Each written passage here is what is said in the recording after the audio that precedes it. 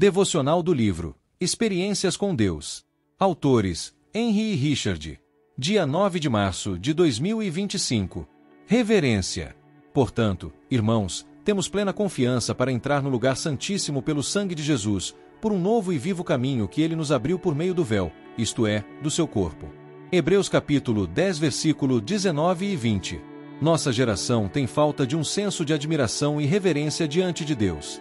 Queremos trazer Deus para o nosso nível, para o lugar comum. Ele é Deus.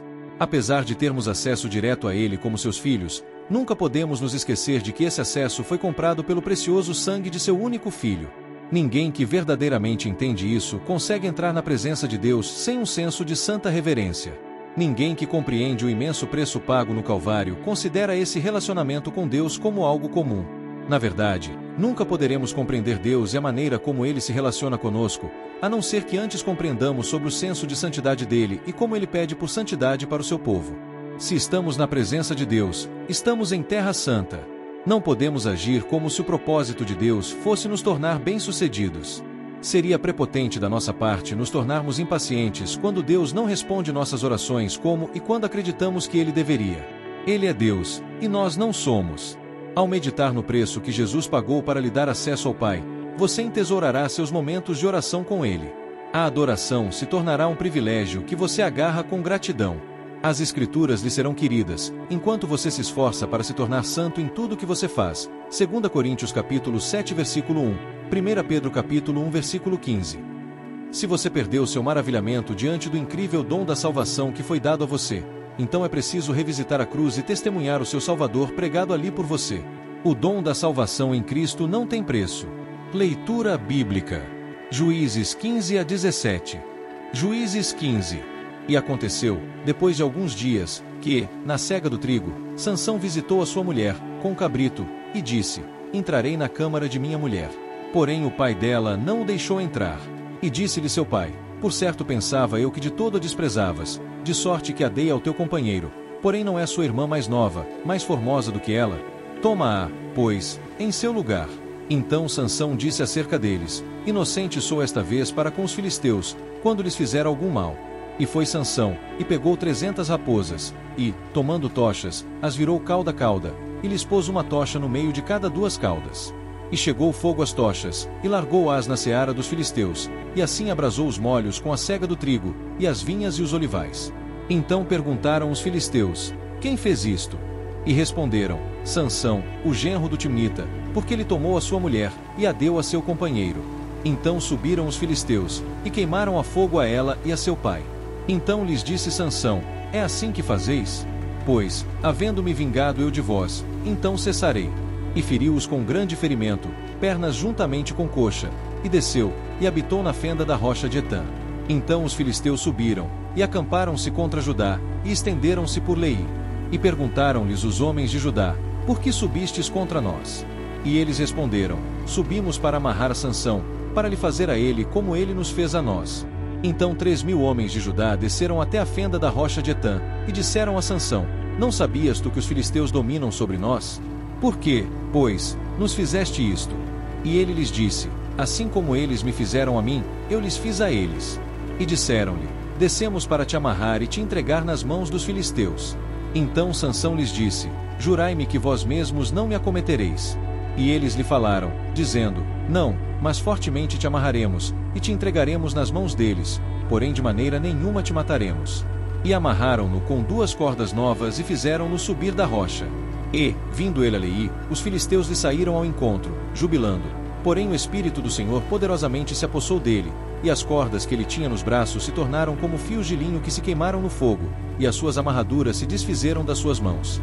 E achou uma queixada fresca de um jumento, e estendeu a sua mão, e tomou-a, e feriu com ela 1000 homens. Então disse Sansão: Com uma queixada de jumento, montões sobre montões, com uma queixada de jumento feria 1000 homens. E aconteceu que, acabando ele de falar, lançou a queixada da sua mão, e chamou aquele lugar Ramat-Leí. E como tivesse grande sede, clamou ao Senhor, e disse: Pela mão do teu servo tu deste esta grande salvação. Morrerei eu pois agora de sede, e cairei na mão destes incircuncisos? Então Deus fendeu uma cavidade que estava na queixada, e saiu dela água, e bebeu, e recobrou seu espírito e reanimou-se. Por isso chamou aquele lugar a fonte do que clama, que está em Leí até o dia de hoje. E julgou a Israel, nos dias dos filisteus, 20 anos. Juízes 16. E foi Sansão a Gaza, e viu ali uma mulher prostituta, e entrou a ela. E foi dito aos gazitas: Sansão entrou aqui. Cercaram-no, e toda noite lhe puseram espias à porta da cidade. Porém toda noite estiveram quietos, dizendo: até a luz da manhã esperaremos, então o mataremos. Porém Sansão deitou-se até a meia-noite, e à meia-noite se levantou, e arrancou as portas da entrada da cidade com ambas as ombreiras, e juntamente com a trancas tomou, pondo-as sobre os ombros, e levou-as para cima até o cume do monte que está defronte de Hebrom. E depois disto aconteceu que se afeiçoou a uma mulher do vale de Soreque, cujo nome era Dalila. Então os príncipes dos filisteus subiram a ela, e lhe disseram: persuade-o, e vê em que consiste a sua grande força, e como poderíamos assenhorear-nos dele e amarrá-lo, para assim o afligirmos, e te daremos, cada um de nós, 1.100 moedas de prata. Disse, pois, Dalila a Sansão: declara-me, peço-te, em que consiste a tua grande força, e com que poderia ser amarrado para te poderem afligir. Disse-lhe Sansão: se me amarrassem com 7 vergas de vimes frescos, que ainda não estivessem secos, então me enfraqueceria, e seria como qualquer outro homem. Então os príncipes dos filisteus lhe trouxeram 7 vergas de vimes frescos, que ainda não estavam secos, e ela o amarrou com elas. E o espia estava com ela na câmara interior. Então ela lhe disse: os filisteus vêm sobre ti, Sansão. Então quebrou as vergas de vimes, como se quebra o fio da estopa ao cheiro do fogo. Assim não se soube em que consistia a sua força. Então disse Dalila a Sansão: eis que zombaste de mim, e me disseste mentiras. Ora declara-me agora com que poderia ser amarrado. E ele disse: se me amarrassem fortemente com cordas novas, que ainda não houvessem sido usadas, então me enfraqueceria, e seria como qualquer outro homem. Então Dalila tomou cordas novas, e o amarrou com elas, e disse-lhe: os filisteus vêm sobre ti, Sansão.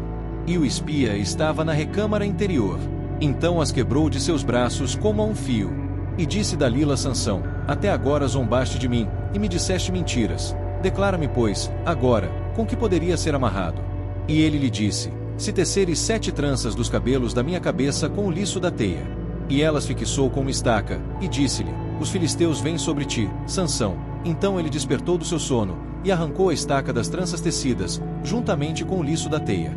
Então ela lhe disse: como dirás, tenho-te amor, não estando comigo o teu coração? Já 3 vezes zombaste de mim, e ainda não me declaraste em que consiste a tua grande força. E sucedeu que, importunando ela todos os dias com as suas palavras, e molestando, a sua alma se angustiou até a morte.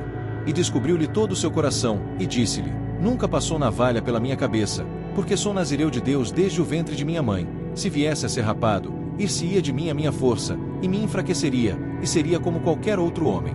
Vendo, pois, Dalila que já lhe descobrira todo o seu coração, mandou chamar os príncipes dos filisteus, dizendo: subi esta vez, porque agora me descobriu ele todo o seu coração. E os príncipes dos filisteus subiram a ter com ela, trazendo com eles o dinheiro. Então ela o fez dormir sobre os seus joelhos, e chamou a um homem, e rapou-lhe as 7 tranças do cabelo de sua cabeça, e começou a afligi-lo, e retirou-se dele a sua força. E disse ela: os filisteus vêm sobre ti, Sansão. E despertou ele do seu sono, e disse: sairei ainda esta vez como dantes, e me sacudirei. Porque ele não sabia que já o Senhor se tinha retirado dele. Então os filisteus pegaram nele, e arrancaram-lhe os olhos, e fizeram-no descer a Gaza, e amarraram-no com 2 cadeias de bronze, e girava ele um moinho no cárcere. E o cabelo da sua cabeça começou a crescer, como quando foi rapado. Então os príncipes dos filisteus se ajuntaram para oferecer um grande sacrifício ao seu deus Dagom, e para se alegrarem, e diziam: nosso Deus nos entregou nas mãos a Sansão, nosso inimigo. Semelhantemente, vendo o povo, louvava ao seu Deus, porque dizia: nosso Deus nos entregou nas mãos o nosso inimigo, e ao que destruía a nossa terra, e ao que multiplicava os nossos mortos. E sucedeu que, alegrando-se-lhes o coração, disseram: chamai a Sansão, para que brinque diante de nós. E chamaram a Sansão do cárcere, que brincava diante deles, e fizeram-no estar em pé entre as colunas. Então disse Sansão ao moço que o tinha pela mão: guia-me para que apalpe as colunas em que se sustém a casa, para que me encoste a elas. Ora estava a casa cheia de homens e mulheres, e também ali estavam todos os príncipes dos filisteus, e sobre o telhado havia uns 3.000 homens e mulheres, que estavam vendo Sansão brincar. Então Sansão clamou ao Senhor, e disse: Senhor Deus, peço-te que te lembres de mim, e fortalece-me agora só esta vez, ó Deus, para que de uma vez me vingue dos filisteus, pelos meus 2 olhos. Abraçou-se, pois, Sansão com as 2 colunas do meio, em que se sustinha a casa, e arrimou-se sobre elas, com a sua mão direita numa, e com a sua esquerda na outra. E disse Sansão: morra eu com os filisteus. E inclinou-se com força, e a casa caiu sobre os príncipes e sobre todo o povo que nela havia, e foram mais os mortos que matou na sua morte do que os que mataram em sua vida. Então seus irmãos desceram, e toda a casa de seu pai, e tomaram-no, e subiram com ele, e sepultaram-no entre Zorá e Estaol, no sepulcro de Manoá, seu pai. Ele julgou a Israel 20 anos. Juízes 17. E havia um homem da montanha de Efraim, cujo nome era Mica, o qual disse à sua mãe: as 1.100 moedas de prata que te foram tiradas, por cuja causa lançaste maldições, e de que também me falaste, eis que esse dinheiro está comigo, eu o tomei. Então lhe disse sua mãe: bendito do Senhor seja meu filho. Assim restituiu as 1.100 moedas de prata à sua mãe. Porém sua mãe disse: inteiramente tenho dedicado este dinheiro da minha mão ao Senhor, para meu filho fazer uma imagem de escultura e uma de fundição, de sorte que agora te tornarei a dar. Porém ele restituiu aquele dinheiro à sua mãe, e sua mãe tomou 200 moedas de prata, e as deu a ourives, o qual fez delas uma imagem de escultura e uma de fundição, que ficaram em casa de Mica. E teve este homem, Mica, uma casa de deuses, e fez um éfode e terafins, e consagrou um de seus filhos, para que lhe fosse por sacerdote. Naqueles dias não havia rei em Israel, cada um fazia o que parecia bem aos seus olhos. E havia um moço de Belém de Judá, da tribo de Judá, que era levita, e peregrinava ali. E este homem partiu da cidade de Belém de Judá para peregrinar onde quer que achasse conveniente. Chegando ele, pois, à montanha de Efraim, até a casa de Mica, seguindo o seu caminho. Disse-lhe Mica: donde vens? E ele lhe disse: sou levita de Belém de Judá, e vou peregrinar onde quer que achar conveniente. Então lhe disse Mica: fica comigo, e sê-me por pai e sacerdote, e cada ano te darei 10 moedas de prata, e vestuário, e o sustento. E o levita entrou. E consentiu o levita em ficar com aquele homem, e o moço lhe foi como um de seus filhos. E Mica consagrou o levita, e aquele moço lhe foi por sacerdote, e esteve em casa de Mica. Então disse Mica: agora sei que o Senhor me fará bem, porquanto tenho um levita por sacerdote. E assim, chegamos ao fim de mais um devocional inspirador, extraído do livro Experiências com Deus. Hoje fomos desafiados a mergulhar em verdades transformadoras sobre nossa relação com o Criador. Até o próximo dia. Deus te abençoe.